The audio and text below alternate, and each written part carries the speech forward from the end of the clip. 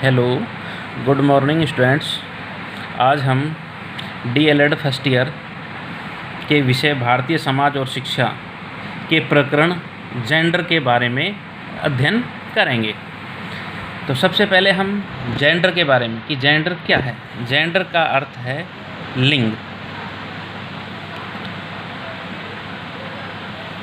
लिंग तो लिंग का निर्धारण कैसे होता है? देखिए, जन्म के समय से ही लड़के और लड़कियों को अलग अलग रूप में डालने की जो सामाजिक व सांस्कृतिक प्रक्रिया होती है उसे जेंडरीकरण कहा जाता है। जेंडर की पहचान जन्म होते ही जननांगों को देखकर ही की जाती है। तो जेंडर की जो पहचान है वो जन्म के समय जननांगों को देखकर की जाती है कि यह पुरुष है या स्त्री है। और जब स्त्री और पुरुष का जो विभाजन होता है वो जेंडरीकरण कहलाता है। देखिए, जन्म होते ही जननांगों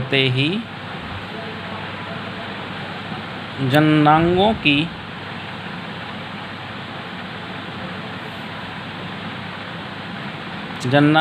पहचान कर के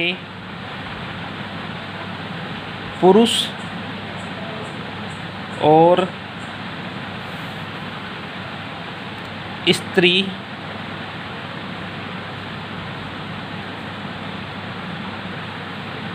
का निर्धारण होता है।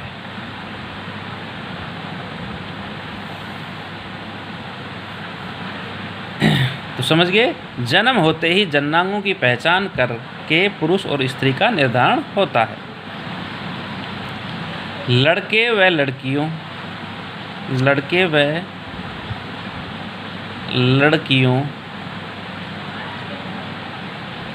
को अलग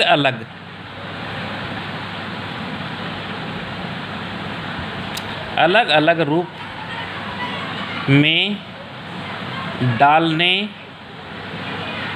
की जो सामाजिक व सांस्कृतिक प्रक्रिया होती है उसे जेंडरीकरण कहा जाता है। जेंडरीकरण कहा जाता है। तो आप समझ गए कि जेंडर की जो पहचान होती है वो जन्म के समय लड़के और लड़कियों को अलग रूप में डालने की जो सामाजिक और सांस्कृतिक प्रक्रिया है वो जेंडरीकरण कहा जाता है। समय के साथ साथ देखिए, जेंडर सामाजिक व सांस्कृतिक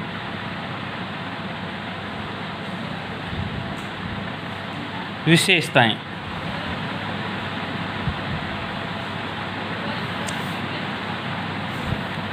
समय के साथ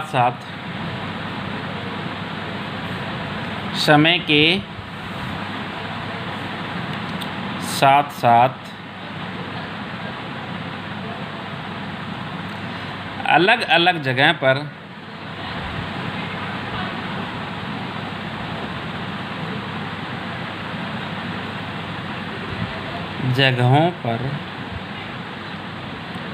विभिन्न सामाजिक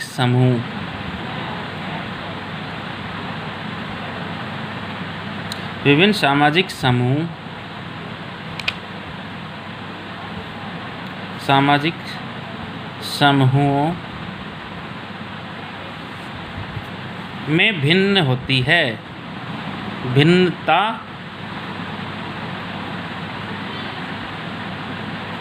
भिन्नता होती है।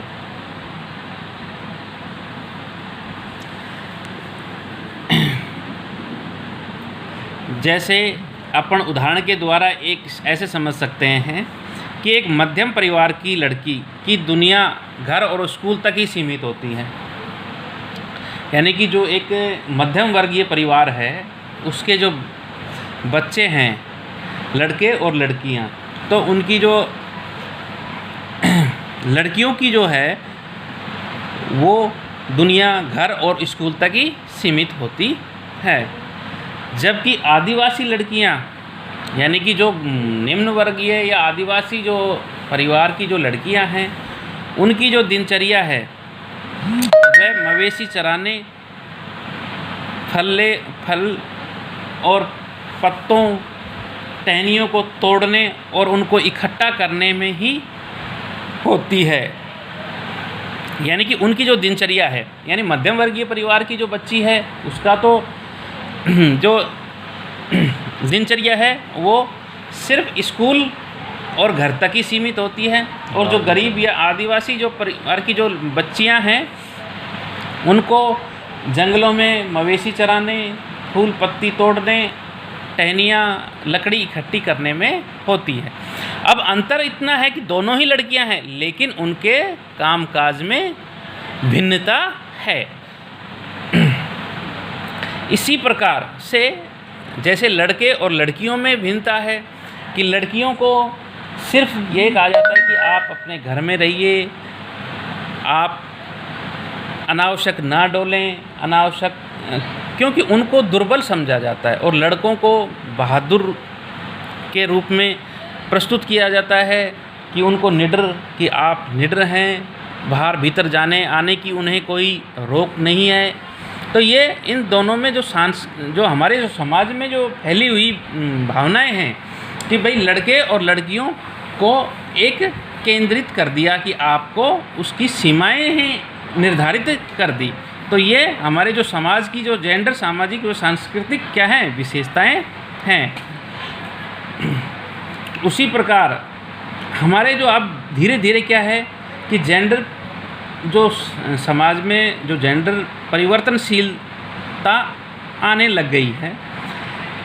अब जो हमारे जो समाज में आज जो हैं वो स्त्री और पुरुष, यानी लड़के और लड़कियों को समानता का अधिकार दिया। आज लड़कियां किसी भी क्षेत्र में लड़कों से कम नहीं हैं। तो धीरे धीरे क्या है, जेंडर सामाजिक सांस्कृतिक परिवर्तनशीलता आने लगी है। अब ये जो चीज़ें हैं ये क्यों ऐसी जो हमारी जो हुई है, पहले क्यों होती थी? क्योंकि हम किसी भी उसको अगर ये कहेंगे कि ये कमज़ोर है, ये वो है, तो हमने क्या है जो लड़कियों का मनोबल अपने आप ही गिरा दिया है। लेकिन अगर हम उनका मनोबल उठाएंगे या उनको प्रेरित करेंगे कि नहीं आप किसी से कम नहीं हैं, आप ये काम क्यों नहीं कर सकते, तो वो उस चीज़ को करने के लिए सक्षम हैं। हम ये सारी चीज़ें जो हैं अब धीरे धीरे परिवर्तन हो गया है। अब देखिए इससे समझ सकते हैं जेंडर में अंतर।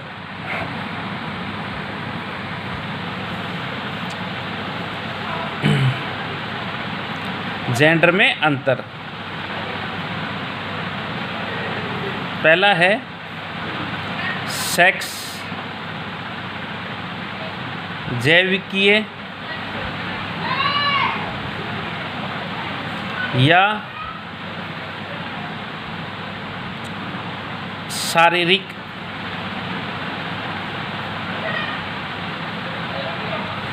इससे औरत और मर्द के जननांगों से स्पष्ट हो जाता है।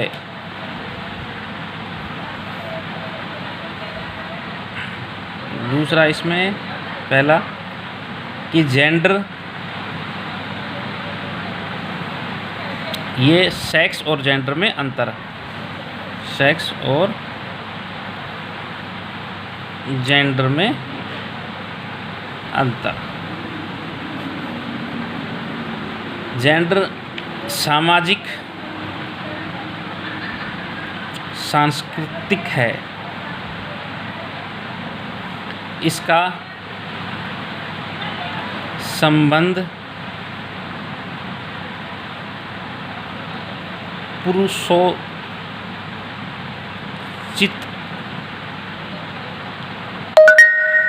व स्त्रियोचित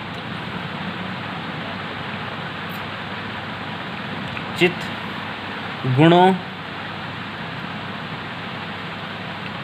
व्यवहार के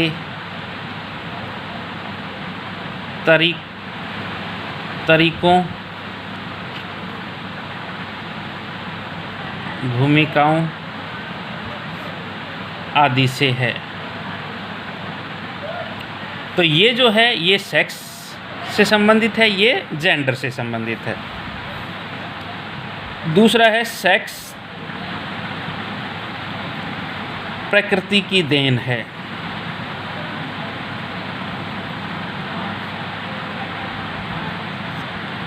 और जेंडर क्या है? एक सामाजिक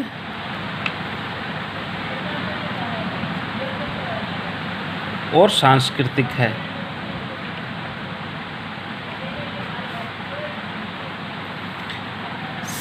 तीसरा सेक्स स्थायी है।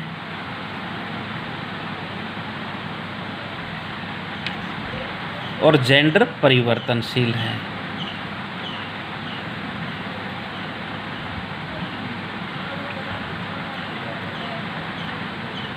तो ये क्या है? सेक्स और जेंडर में अंतर, कि सेक्स और जेंडर में क्या अंतर है। अब अगली कक्षा में अपन जेंडर सामाजिक व सांस्कृतिक अवधारणा के बारे में अध्ययन करेंगे।